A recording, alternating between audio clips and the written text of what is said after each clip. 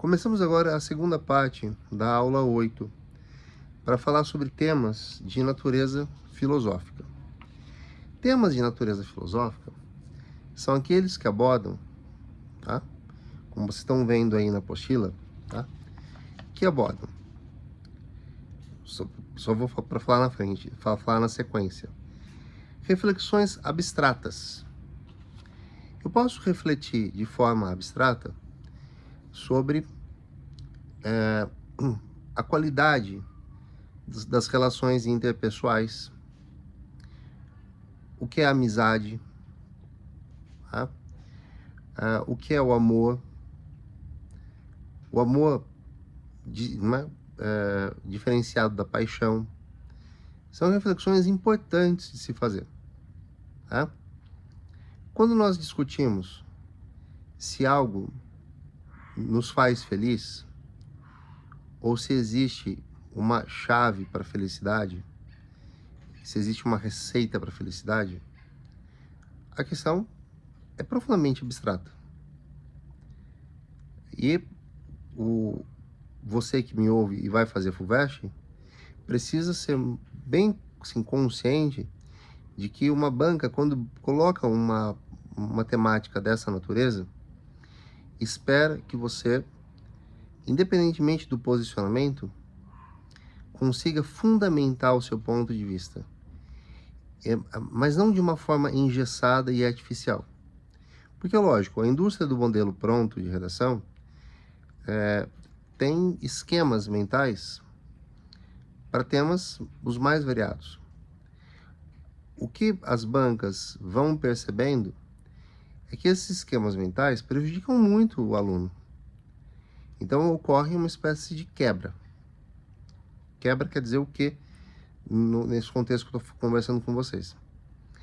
O tema deixa de ser abrangente e passa a ter recortes temáticos muito específicos.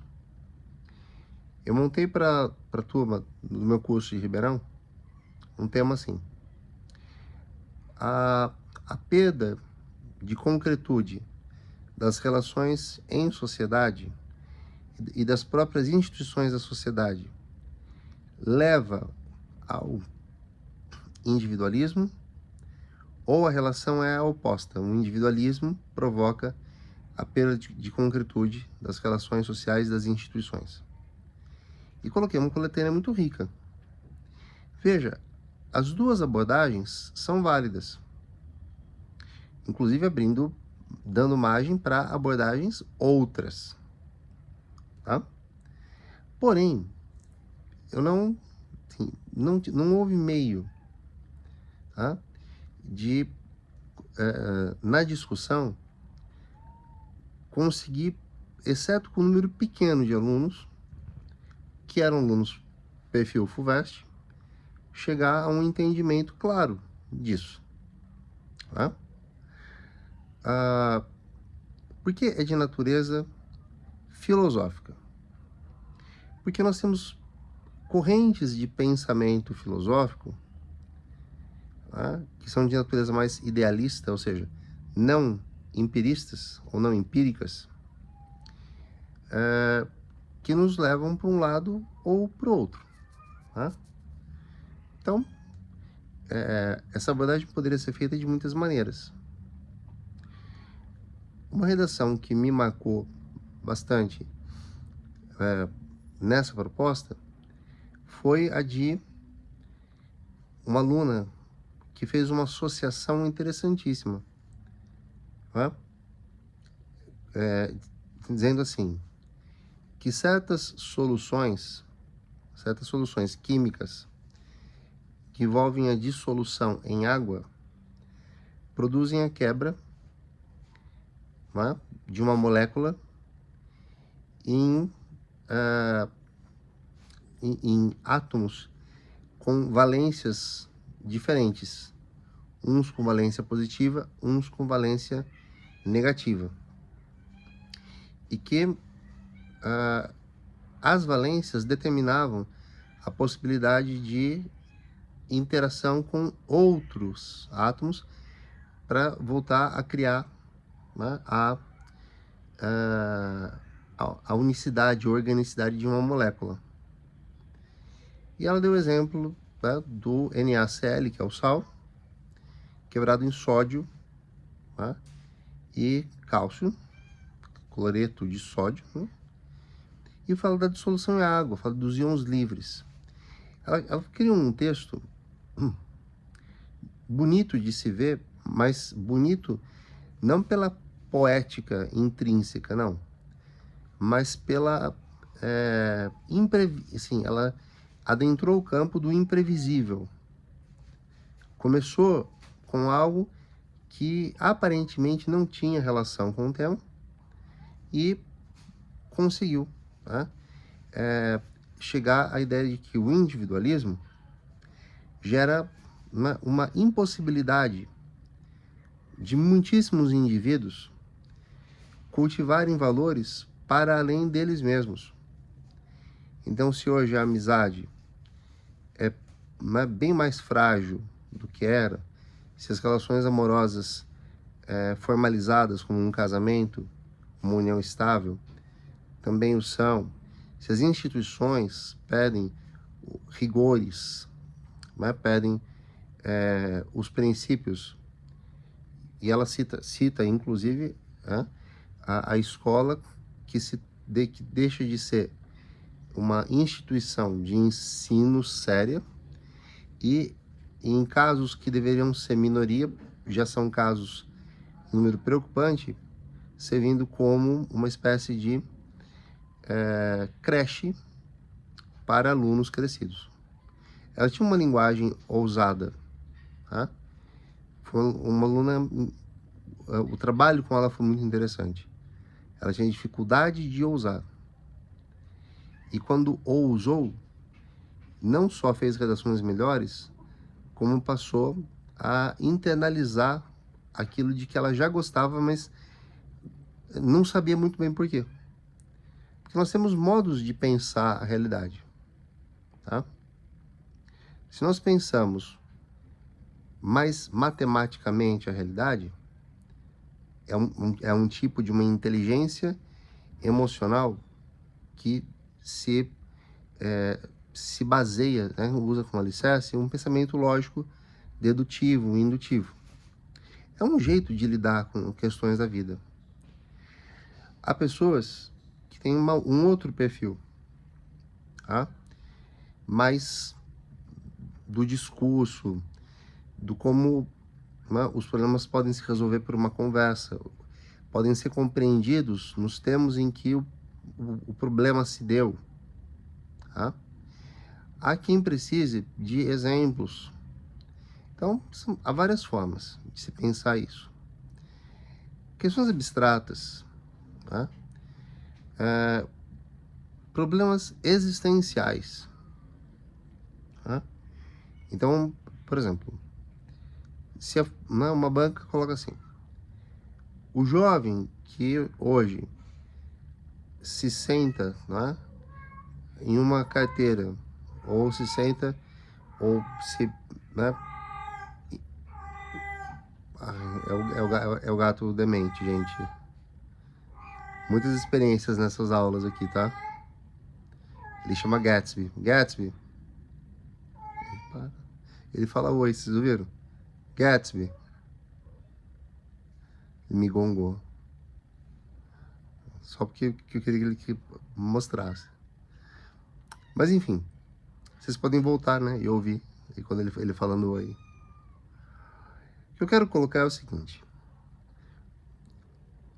Em 2001, o tema foi assim: você, vírgula, que chega agora às portas da universidade, no vestibular, e tem majoritariamente uma idade entre 16 e 21 anos,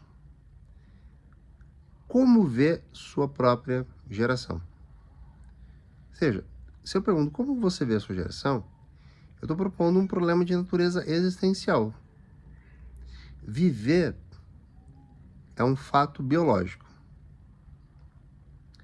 Agora, existir é um fenômeno mais complexo, que junta a experiência da vivência biológica com todos os nossos sentidos envolvidos, mas envolve também a experiência de perceber os sentidos, analisar as causas, avaliar como foi para você a experiência. Foi engrandecedora? Foi frustrante? Tá? Se eu pensar, né, uma coisa muito ampla. Como que você vê a sua geração? A minha geração, por exemplo, eu tenho 45, já caminhando para os 46 anos, eu vejo a minha geração como uma geração de transição que se bifurcou a partir do momento de um boom tecnológico com a internet, né, na verdade, não só se bifurcou, muitos caminhos se abriram. A nossa geração era uma geração que lidava com o tempo de uma forma diferente. Né? Nós fomos educados, não na ideia da suficiência, mas na ideia da excelência. Éramos de uma época em que, como havia assim pouco acesso, comparado ao acesso que se tem com a internet, tudo que nós fazíamos era resultado ou era focado num empenho. Nós empenhávamos o nosso tempo nisso. Tá? Pensando para gravar essa aula, me ocorreu dizer assim: eu sou um homem sem preocupações. Mas isso pode soar como alguém que leva a vida numa boa. Não, eu sou um homem sem preocupações porque eu me ocupo dos fatos da minha vida. E ao me ocupar, exerço meu senso crítico, me integro a questão em tempo real. Tá?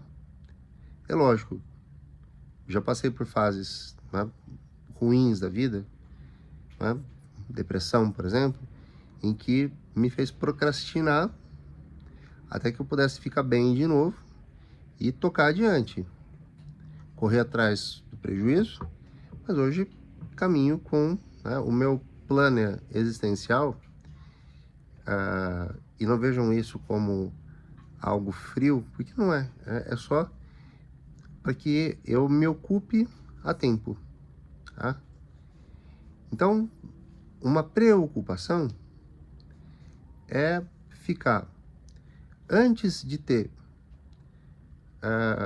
condição de entender o problema, já começar a antecipar como que o problema vai ser. Isso é absolutamente irracional, porque eu posso me preocupar, gastar a minha energia mental e o desenrolar de certos fatos acontecer de uma forma totalmente diferente.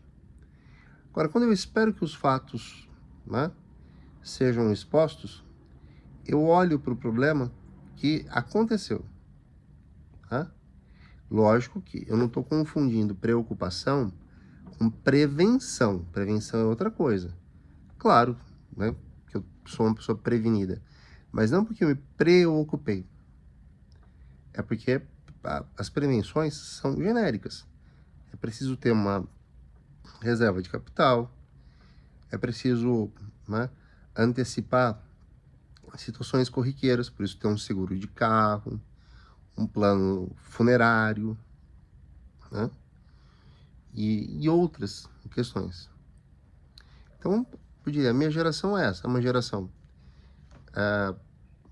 que não, majoritariamente, né, não foi educada para aprender a não ter medo de lidar com suas questõezinhas. Ocupar-se mais do que preocupar-se e buscar não o que é meramente suficiente, o mínimo necessário, buscar o máximo. Tá? eu sou da geração chamada Baby Boomer. Eu vou deixar depois um link para um vídeo que eu acho que vai ser bem ilustrativo disso que eu estou falando para vocês. Nesse exemplo só, tá? Temos temas que lidam com temas filosóficos, em problemas que são de natureza também abstrata. Exemplo, a gente discute lá nos temas sociais problemas de segurança pública, problemas relacionados a certos crimes, como a violência contra a mulher. Agora, para discutir justiça, não conseguimos fazer isso fora de um determinado nível de abstração. Portanto, perfeitamente possível de se cair um tema como esse na FUVEST. Tá? Como que se lida com um tema filosófico? Tá? Eu diria que, na prática, quando surge um tema filosófico na vida de uma pessoa, tá? Pensem aí. Você tem uma dúvida sobre a escolha da sua carreira. Você vai seguir sua intuição e vai fazer algo que se vê fazendo com felicidade e plenitude? Vai tomar a decisão de sondar o que é mais lucrativo para, né, digamos, acalmar sua insegurança de fazer uma má escolha e acabar ficando no futuro sem emprego? Tá? Então, essa é uma discussão de natureza existencial. Há muitas questões existenciais na vida. Estar infeliz num bom emprego, mas entender que você percebeu agora que está infeliz. Já estava. Mas percebe no momento, quando já se passaram muitos anos. Vale a pena começar tudo de novo? Ou, feita a escolha, né, família, filhos, né, a percepção social, né, o termômetro que a sociedade, né, enfia em nós para dizer se nós estamos à altura de fazer parte dela como cidadãos, hein, gente? Operativos, funcionais. Uma discussão existencial. Em geral, quando temos essas situações, nós buscamos casos parecidos em que tenha ocorrido esse debate. A história é muito importante, a literatura é muito importante, porque nos traz casos, tá? Então nós nos aprofundamos, isso é uma ideia, dentre muitos em casos. É possível lidar analisando conceitos, mas é muitíssimo importante estabelecer conexões lógicas, claras e coerentes dos conceitos. Não é? Na abordagem de um tema filosófico, e eu diria o mesmo para o tema social também, não forçar um conceito, uma ideia filosófica, um certo princípio, não forçá-lo para que ele caiba na sua ideia, tá? Nós vamos passar, né, para o nosso tema de verdade, e aí eu vou poder mostrar a vocês algumas ideias de abordagem de tema filosófico, ok? Por hora, nós fazemos, né, uma pausa. Claro que se você quiser fazer a leitura sequencial de tudo, né, pode assistir o 8/1, 8/2, 8/3. Vamos ver se vai ter o 8/4, né? E fazer do seu jeito. eu estou aqui para ajudar, tá bom? Guardo vocês lá no terceiro vídeo.